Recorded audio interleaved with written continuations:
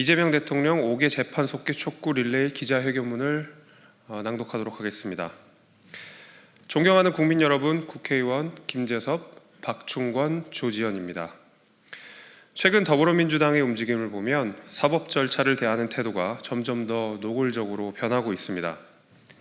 민주당은 이재명 대통령의 재판과 관련해 공소 취소를 요구하는 전국 순회 기자회견을 시작했고, 급기야 이재명 대통령 사건 공소 취소와 국정조사 추진을 위한 의원 모임까지 결성했습니다.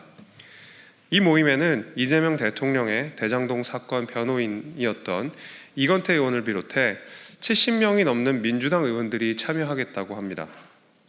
재판이 진행 중인 사건을 두고 여당 의원 수십 명이 집단으로 나서 공소 취소를 압박하고 수사한 검찰을 국정조사하겠다고 나서는 장면은 대한민국 헌정사에서 그 전례를 찾기가 어렵습니다. 이는 입법권을 동원한 사법부 겁박이며 삼권 분립에 대한 정면 도전입니다. 이재명 대통령에게는 현재 5개의 형사재판이 걸려 있습니다. 공직선거법 사건은 이미 대법원에서 유죄 취지 파기환송 판결이 내려졌습니다.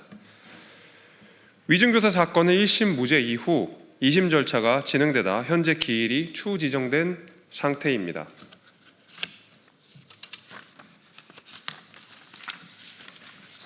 더 중요한 문제가 남아 있습니다. 대장동, 백현동, 위례 신도시 개발 비리 의혹과 성남FC 후원금 의혹 사건은 하나의 재판으로 묶여 있고, 대북 송금 사건과 경기도 법인카드 유용 사건까지 포함해 3개의 사건은 아직 1심 판결조차 나오지 않았습니다. 이 사건들은 검찰이 공소를 취소하는 순간 재판 자체가 열리지 않고 사라질 수 있는 사건들입니다.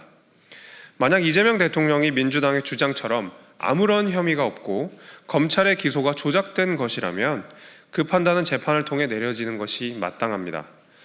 무죄 판결을 통해 검찰의 기소가 잘못되었음이 확인된다면 그 자체로 민주당이 주장해온 검찰권 남용은 오히려 더 분명해질 것입니다.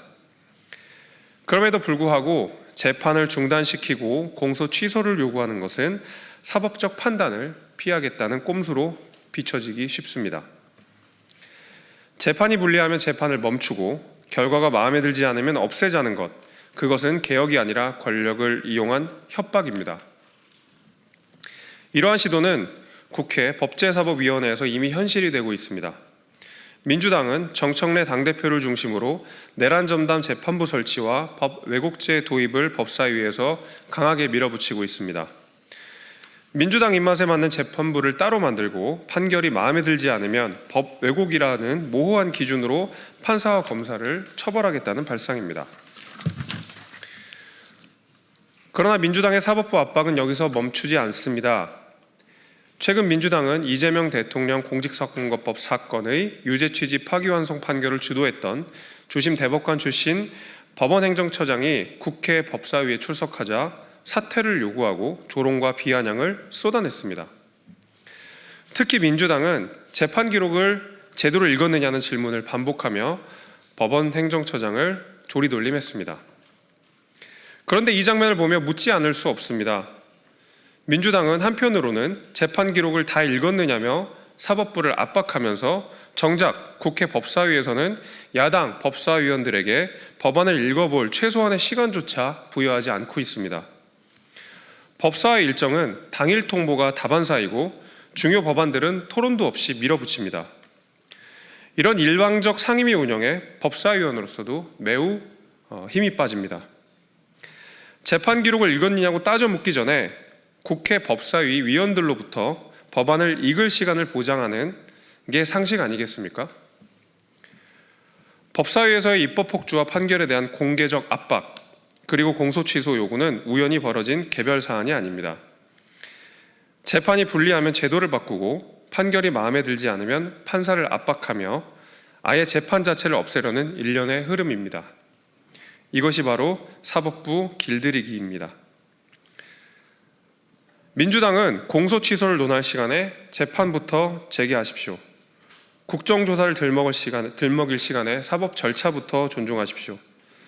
더불어민주당은 이재명 한 사람을 지키기 위해 공소 취소를 압박하고 사법부를 장악하려는 입법 시도를 즉각 중단해야 합니다. 이상입니다.